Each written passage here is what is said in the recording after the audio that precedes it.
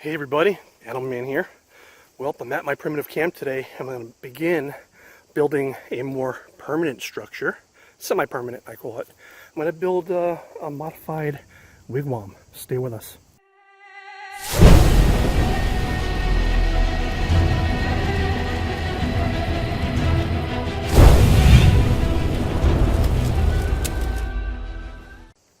This is my primitive lean-to structure. I don't know if you guys saw my three-part primitive survival, 3-day survival video, and but this is the camp from that, and it's still standing, for no tools or anything. It's still kicking. My buddy Jeremy and I did add some more debris to the top of this into this little reflector wall this spring, but other than that, it's been no upkeep, and this is its second year in existence. But this is a great spot, and I would like to make this more of a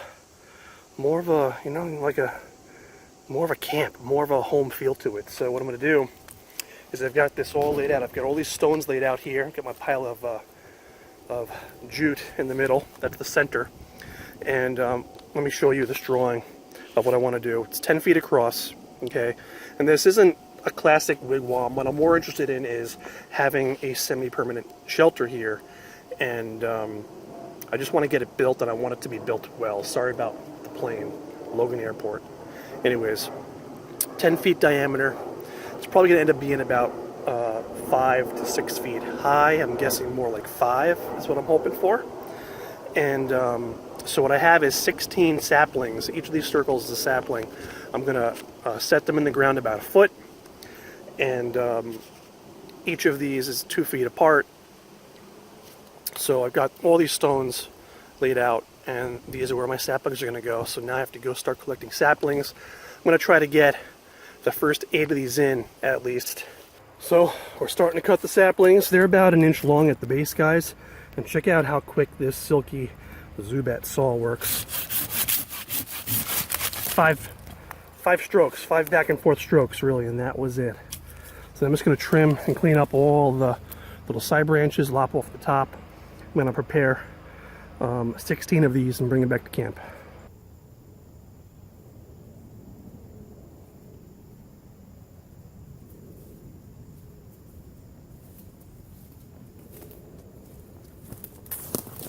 Trying to videotape this for you real quick while I'm doing this, so my form is complete nonsense. But the last foot or so, I want to remove the bark the best I can, and then I'm going to fire harden it. I'm not going to bother greasing it or burnishing it.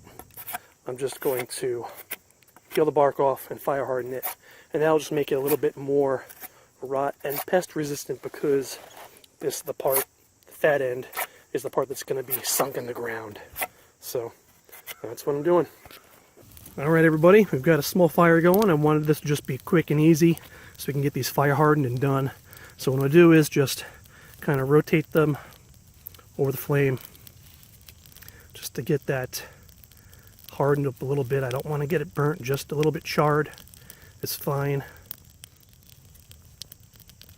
And it's hard doing this, watching through the camera, of course.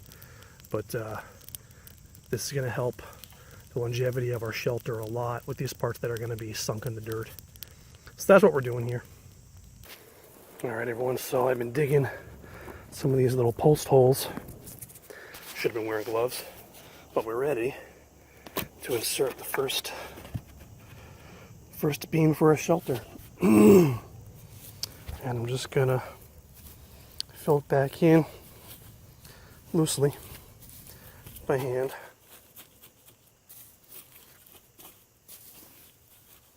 Just enough so it won't fall over, so I can get these lashed together. And hopefully that'll do it. So I've been very, very busy, and I've got these all lashed together. It's like kind of a rush job, but I'm happy with it. It's pretty sturdy, barely jiggles at all. I'm going to reinforce this more though, but not today. I have to go, and I had to weigh down some of these with rocks because I didn't dig them in too far. There's a lesson. I ended up only going down about 5 or 6 inches. I should have went down the whole foot, and I wouldn't have had this problem. And I knew better, but I was trying to do it quickly. So that's what happens. But overall, for the amount of time I put in, I'm pretty happy with it. That's going to be, that square right there in the middle is going to be, there's going to be a fire pit right below that eventually, inside here, to heat it. So this is 2 mornings later. I've had a few hours to pop out here and work on this a little bit, guys, and I've worried, I've been worrying about it popping free from the ground and where these rocks are until I had this hoop lashed on the bottom. So came out here, cut some more saplings, got that lashed on, and I'm sitting inside the shelter now. One more quick thing I just want to point out for you guys. The reason why I framed the shelter this way is I wanted to make as many triangles in here as possible. If you look at most photos of wigwams people build, everything is square, you know, like this little section right here, everything is square. But if you know anything about architecture or building things, that squares are not a very strong shape. Circles and triangles are where it's at. So I wanted as many triangles as possible. You can see, triangle, triangle, there's little triangles, another one, they're all over, and that adds a lot of, a lot of rigidity to the shelter. It doesn't, left to right, it doesn't move at all, and the whole shelter is actually very, very strong. I mean, I don't want to do it, I can probably hang from this, and it's not even done yet. So I want this to be strong to withstand wind, to withstand the weight of the grass mats that are going to be on here, and also in the winter, we get snow in here. What if a branch from one of these pine trees falls on it? I need it to be able to withstand at least that kind of stuff. Not if a whole tree falls on it, obviously, but a branch like one of these that my shelters, my primitive lean-to is made out of, something like that. So that's the reason why. I just wanted to share that with you. I didn't want to leave that out. I forgot to tell you before. By the way, let me show you the lashings that I use. These are called Japanese square lashings. They're the simplest, quickest, and tightest, most effective lashing technique that I know of. Possibly the most, possibly the best that there is. Definitely the best that I know of. And I use this for all the lashings. You can see another one there. And you just finish it with a square knot. Okay? I'll do another video at some point with how to do that. I don't have a tripod with me. I just want to get out here real quick, so I don't have a tripod to set up to show you how to do it. But so I've got the entrance here. You can tell that there's definitely an entrance now right here. It's about 2.5 feet by 2 feet wide. And I've got the bottom hoop going all the way around, and I overlap where the saplings connect just to make everything stronger. And then I've got a second hoop around it, and then I've got a third hoop around it. I'm probably going to do a fourth one about here, and then I may end up going kind of in the middle and doing more in between each of these later on. That'll just help when I attach the grass mat to this for like the shingling of it. But I also wanted to mention that when you're building a primitive camp like this, I try not to take anything from nearby the camp. And this was taught to me when I went to my survival training twice at tracker school. And they call this stocking the cupboard. And this is what I follow personally whenever I make a primitive camp. So basically the idea is you don't want to use anything near your camp. You don't harvest any animals, you don't harvest any plants, you don't harvest any materials for anything near your camp. And the reason why is, number one, to keep your camp pristine, helps it to stay stealthy and hidden, okay? But also, that way you have resources near at hand. What if you get injured? What if you're in a real survival situation, not just playing survival? And what if you get injured or you get sick?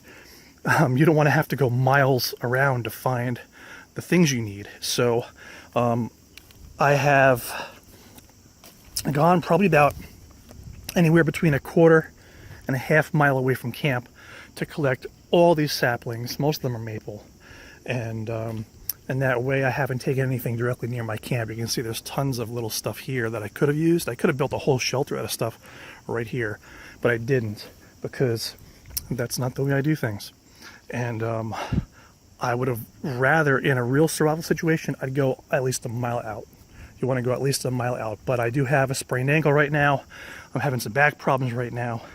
And so I'm going a little bit closer. That's an example right there for you, you know, like if get thrown into a situation, you know, you're forced to get things closer to your shelter. So I'm going to continue working on this as I'm able to finish the frame, and then we'll start to work on some other details, but I'm very, very happy with how it's coming out. Let me just back up and get a full shot of it for you. Probably use that for the thumbnail anyways. But there it is.